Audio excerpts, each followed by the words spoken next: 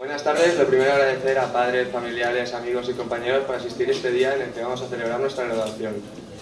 Hoy es un gran día para nosotros, ya que terminamos esta etapa de nuestras vidas y comenzará otra totalmente distinta. Algunos empezarán su vida en el mundo laboral y otros seguirán formándose académicamente. Estos 2 últimos años vividos nos han llenado de grandes experiencias, tanto académicas como personales, que nos servirán de ayuda a lo largo de nuestras vidas. Aquí hemos hecho grandes amistades, que espero que con los años sigan así, tanto por parte de los compañeros como del profesorado. Quiero agradecer en primer lugar a nuestros maestros por su dedicación, consejos y enseñanzas, pero sobre todo por esa infinita paciencia que a veces tienen que tener con nosotros. Agradecer al Colegio Mascamarena por brindarme la oportunidad de conocer estupendas personas como son mis compañeros. Y sobre todo, agradecer a mis padres y familiares por el apoyo y dedicación que han mostrado en esta etapa de mi vida.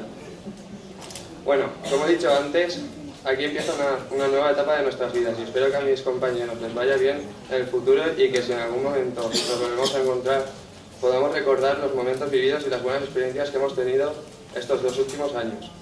Buenas tardes a todos y disfruten.